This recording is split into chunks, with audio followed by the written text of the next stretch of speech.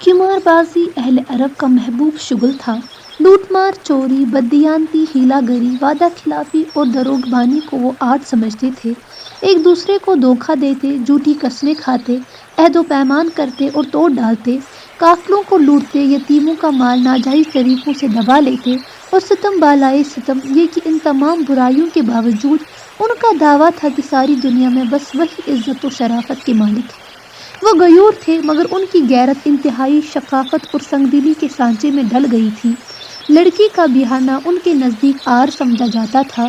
قانون فطرت سے وہ اس طرح جنگ کرتے کہ لڑکیوں کو پیدا ہوتے ہی زمین میں دفن کر دیتے۔ سینکڑوں ہزاروں جانیں اسی جاہلانہ غیرت اور شقاوت کی بھینٹ چڑھ گئی۔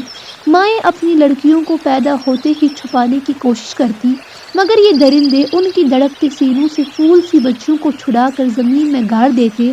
ممتا دیکھتی کی دیکھتی رہ جاتی۔ عرب کے میلوں ٹھیلوں میں کھیل کود، تفریح، فحش کلامی اور عریہ شعر و شاعری کا مظاہرہ ہوتا۔ ان کی شاعری گویا اس زمانے کا ادب لطیف اور ترقی پسند ادب تھا۔ جنسی نفسیات کی شرمناک تفسیر، خوفناکی کو ابھارنے والے خیالات، فحاشی اور عریانی کی ترجمانی، خلوت و تنہائی کی ان باتوں کا ذکر جو واقعیت کے باوجود اظہار کے قابل نہیں ہوتی اور شرافت ایک لمحے کے لیے اسے برداشت نہیں کر سکتی۔ جو شعراء نسبتاً سنجیدہ تھے وہ اپنے قصیدوں میں نسل و نسب کے تفاخر کا ذکر کرتے اور اس طرح قبائل میں حریفانہ جذبات کی آگ بجھنے نہ پاتی۔ ان کی رجز خوانی قبائلی عصبیت اور نسلی منافرت کو شعلہ سوزا بناتی اور ان کی نظموں سے رقابت کے آتش فشاں سچ مچ آگ اگلنے لگتے۔ بدکاری اہل عرب میں عام تھی۔ خوفناکی کے عملی اظہار میں انہوں نے عاد و ثمود کو بھی پیچھے چھوڑ دیا۔ عورت ان کے پاس صرف تسکین ہوس کا ذریعہ تھی۔